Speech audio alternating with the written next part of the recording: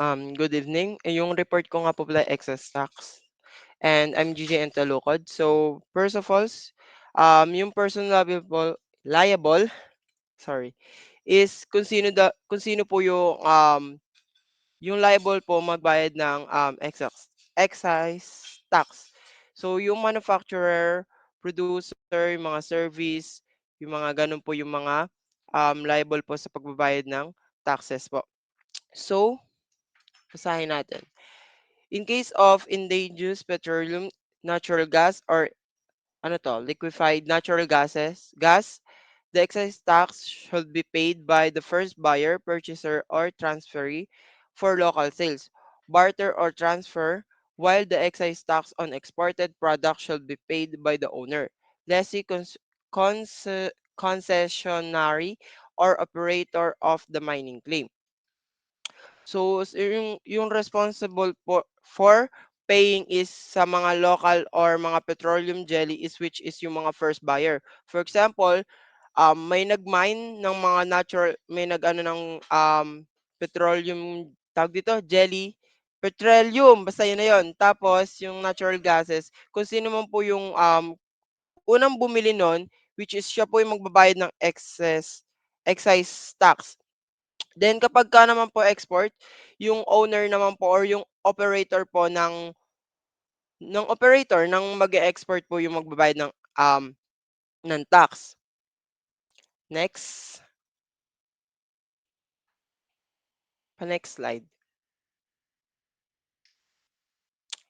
Next naman, which is yung time for filing and payment of tax. Unless otherwise allowed, the return shall be filed and the excise tax paid by the manufacturer before removal of domestic product from the place of production. So sabi do'n, kasi meron daw do'n na general rules. So before daw makaalis yung mga product sa lugar, which is dapat bayad na muna yung tax before siya i-deliver sa mga ibang company or before mo siya ilabas do'n sa manufacturer.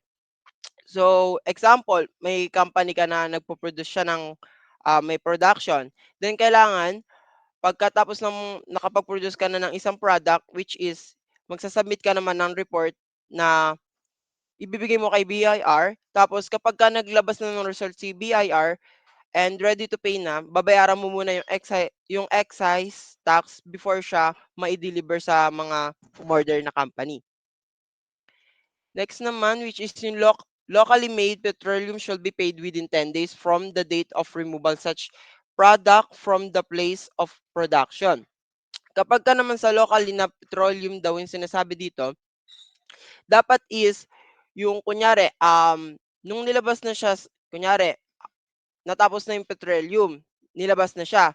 So, dapat 10 days yung manufacturer is magbabayad na siya ng tax within 10 days yon. Next po.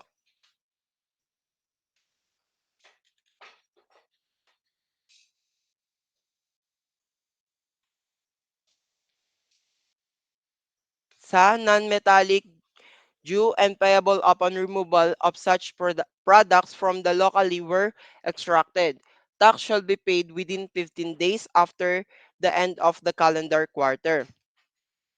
So, kapag ka sa non-metallic naman, ano ba siya? After siyang tawag dito, ma-extract or makuha siya, yung tax nun is kailangan within 15 days is mabayaran mo na siya of the end ng calendar year. Yon. Next nun is yung imported mineral products after the removal. Kapag naman sa imported, yung after, 'di ba, kunyari from custom, na-approve na siya ng custom. And then kapag ready to pay na siya, dapat kailangan yung tax na yun is mababayaran mo agad siya. Kung hindi mo naman siya mabayaran, hindi siya ilalabas ng custom, hindi siya tawag dito, i-re-release ng custom pagka hindi mo agad siya binayaran. Next po.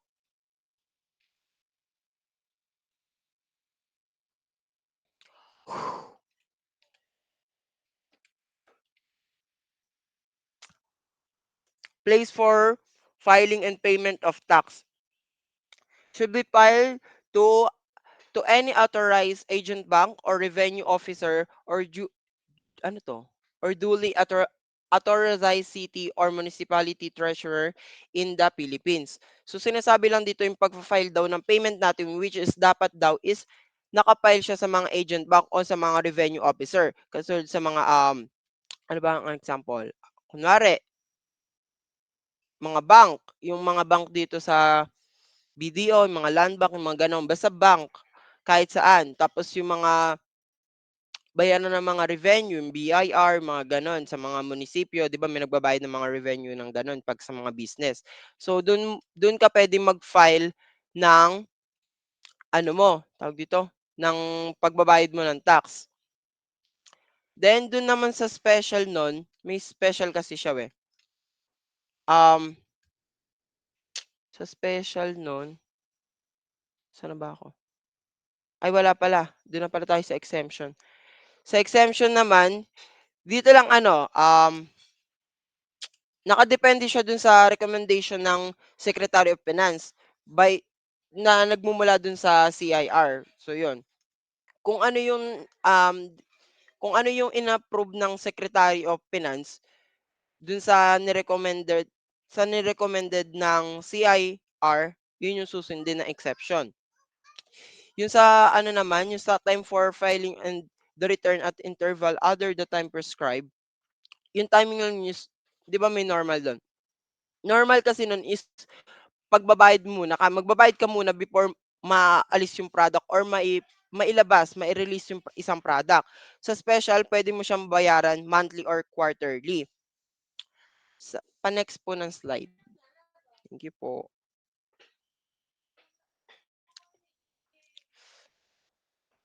For locally extracted naman from the place for of extraction to be paid to RDO, dito 'di ba kunyari yung mga extracted na products mo normally kasi kung saan mo siya kunyari na-extract mo from, saan ba puwede? Kunyari sa Baguio, dun ka nakakuha ng extracted na product mo, ang mangyayari dun mo din kukunin yung dun ka rin magbabayad or dun ka rin kukuha ng pagbabayaran mo.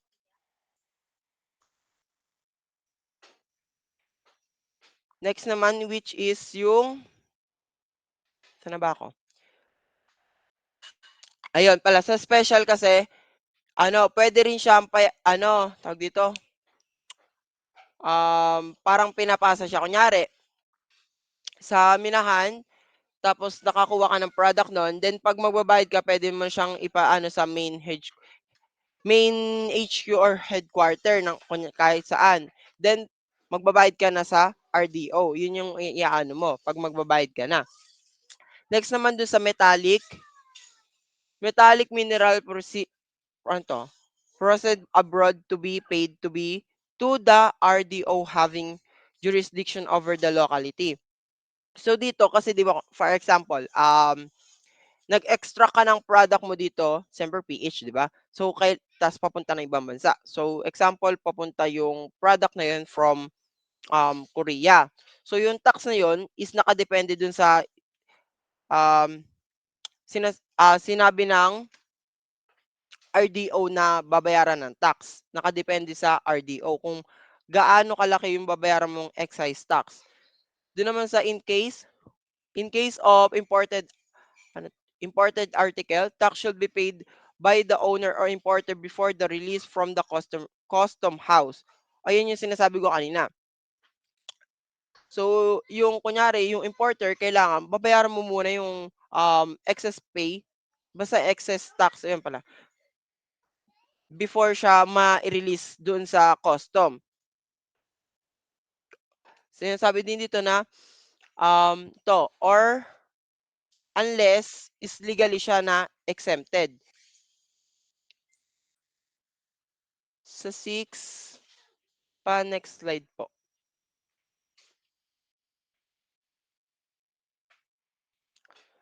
Dito sa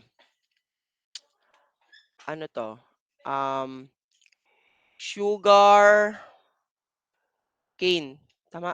Sugar and sweetness beverage, dito yung parang tinataksan yung ano, like example yung mga Coke, yung mga Zesto, mga basta yung mga Mountain Dew, yung mga soft drinks, yung may mga added na sugar tsaka sweetness dun sa isang food.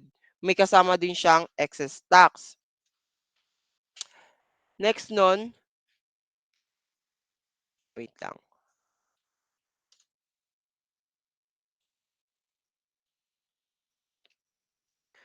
Next yung, ano ba 'tong distilled?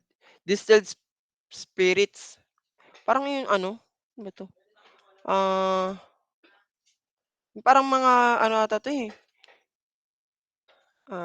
mga strong alcoholic drinks, mga gano'n siguro. Mga Sanmig, MP, mga gano'n.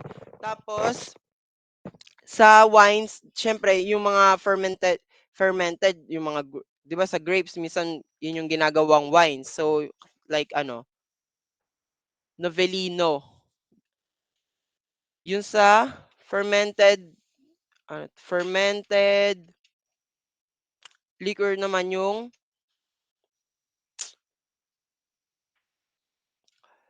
um, yung like ano, fermented. Basta yung gini-grind yung like beer, yung mga gano'n, Red Horse, yung mga Pilsel, gano'n. Then tapos yung cigar, yung malaking sigarilyo pero ano siya, yung tawag is tobacco.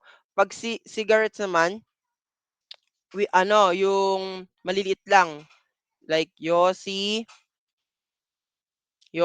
mga basta yung maliliit, yung normal lang, yun yung cigarettes.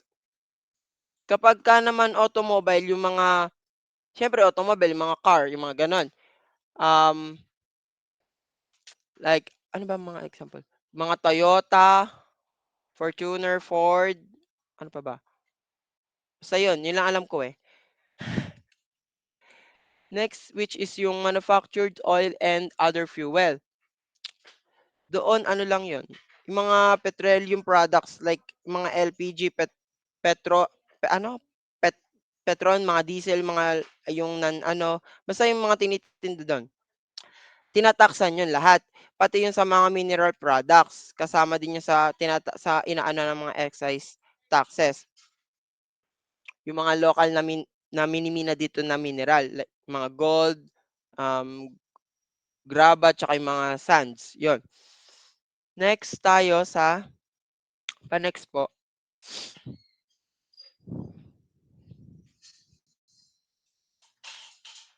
yung J is non-essential. Ito sinabi dito, yung katulad ng mga, beauty product, yung pagpapaganda, yung pagpaparitoke ng ilong mo, yung mga gano'n, yung ano ng pagpapaganda ng katawan, inaano yun as a service. May kasama din yung, excise tax. So, yung nagbabayad dun which is siyempre yung nagpapaano ng body or ng nagpaparitoke. Ne next po,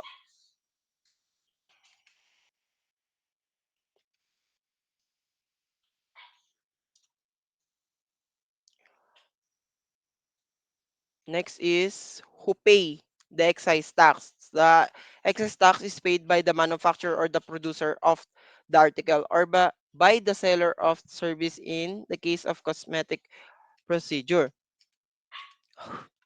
Init. So, sa ano, 'di ba kanina na-explain na 'yun yung kung sino yung nagbabayad or liable sa pagbabayad ng, taxes, which is nga yung manufacturer. 'Pag manufacturer siyempre siya yung responsible dun sa pagbabayad ng excise tax, hindi yung customer. Kapagka naman sa mga goods, siyempre hindi siya permanent. Ito sabi, nare-revise siya periodically. So, ibig sabihin, short term lang yung pinapatong pag sa mga goods na excise tax. Siyempre, depende siya sa galaw ng market. Doon siya binibase. Kasi nagkakaroon ng um, basta yung mga inflation, di ba doon? Kaya nagbabago yung mga market price. Next po,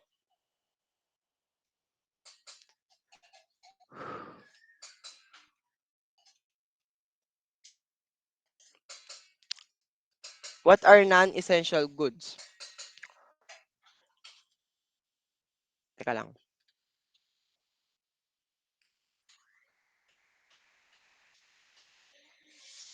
Ano, non-essential goods. Basahin ko muna, wait lang. There is no certain definition of non-essential. What is in the law is a listing.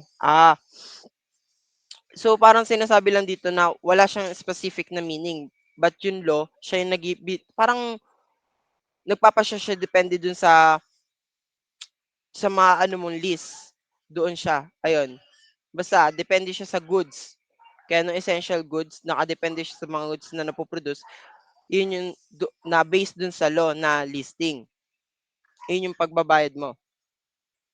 Pa-next po, oh my God, non-essential by, non-essential by, non-essential goods by law.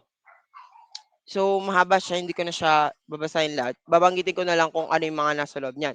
So, yung sa mga jewelry, yung pearl, mga item na made by gold, silver, mga ganon, yung opera glasses, mga ganon, perfumes, toilet toilet water. Ayan, kasama din yung yate, yung mga boats, yung mga sugar sweetened beverage, kasama po yan sa mga non-essential by law. Yan po yung mga diyan po yung ayan po yung mga ano tag dito, list ng non-essential goods by law. Next po.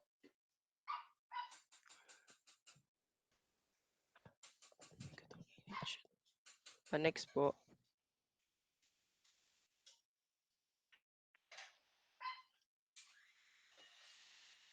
Ayan yung sinabi ko kanina kasama yung perfume and toilet water, yacht, yung mga vessel, yan mga kasama yung sweet sweet beverage are nire-refer din niya is yung mga non-alcoholic beverage of any liquor basta powder is kasama siya sa non-essential goods.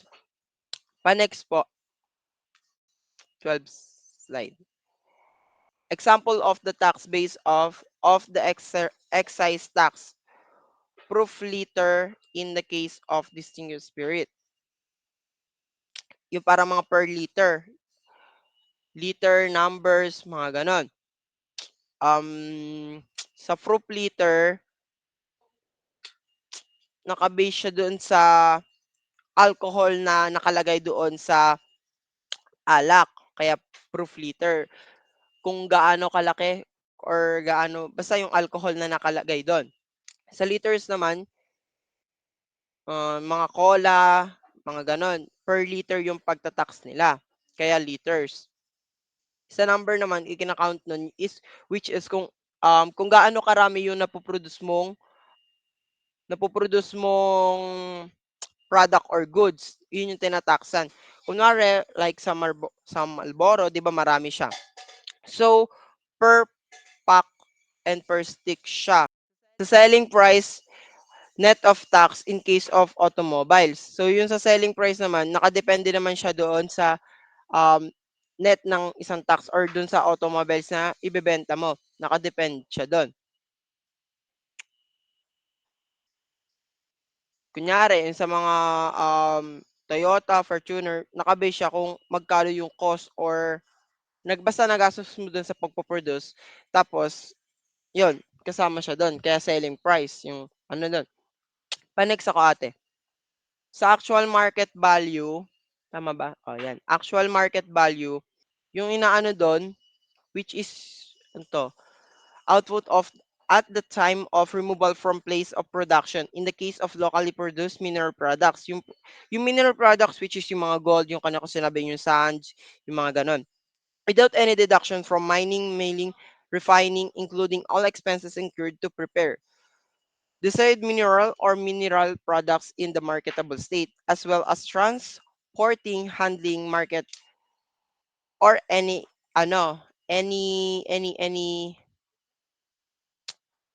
expenses. So sinasabi lang doon na sa actual market, kung magkano talaga, kahit ano pa yung nagastos mo, kung ano yung value nun, iyon na din yung um, babayaran mo, babayaran. Okay? Kaya nga actually kung ano talaga yung value ng market, yun na yun. Kunyari sa gold, um, dollar siya, ganun yung babayad mo. Pagka naman kg metric tons, mga coal, gravel, sand, tinatak siya by kg, mga um, per kilo, gano'n? Gano'n ba 'yun? O kg kasi kg, eh. Basta yung mga gano'n. Kasi yung gold iba 'yun, eh, 'di ba isa-isang gold kahit gano'n lang malaki na yung value niya kaya bukod-bukod siya, eh, talagang actual market siya. Ayan, oh, kilogram or metric ton, yun yung pagka sa mga ano lang, yung mga graba, sand, yung mga parang per kilo-kilo. Next tayo, ate. Credit for excise tax on good exported. So when goods locally produced or manufactured except coal and coke under Section 151 are removed and actually exported without returning to the Philippines. When exported in the original state as in ano to, ingredients or parts of any manufacturer's goods or products, any excise tax paid on such goods will be credited or refunded upon submission of actual exportation. So, sinasabi lang dito, kunyari, dun sa excise tax on good exported, so syempre mag-export ka, magpapadala ka sa ibang ano, pag nagpa-export ka ng isang goods, pwede mo mabawi yung binayad mong excise tax. Kasi, syempre pwede mong kinredit mo, dadagdagan mo yun, syempre pag binenta. Kapag ka naman yung product never came back, syempre alam mo na yun, there's actual exportation na yun. So sa 14, next po, next slide. Yung ano 'to? When must the excise tax be paid? Basahin ko muna. In case of locally manufactured article, the excise tax, sinasabi lang dito na is mapa-paid, kailangan bayaran mo muna before removal of ng article of the place of the production. Yan sabi dito kasi, locally manufactured article, the excise tax must be paid prior to the removal of the article. So, kailangan muna, priority daw na bayaran yung excise tax to remove of the article from the place of production. And the excise tax based the rates frequency change. So nagchi-change daw yung rates. Kanina nga 'di ba sinabi kanina na nagbabago siya sa mga goods, 'di ba nagbabago siya.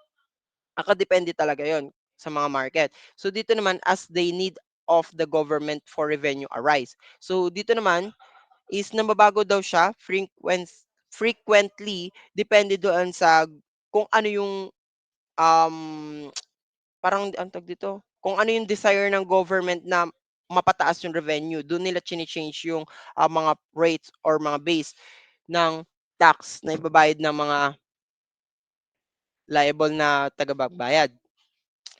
Next po,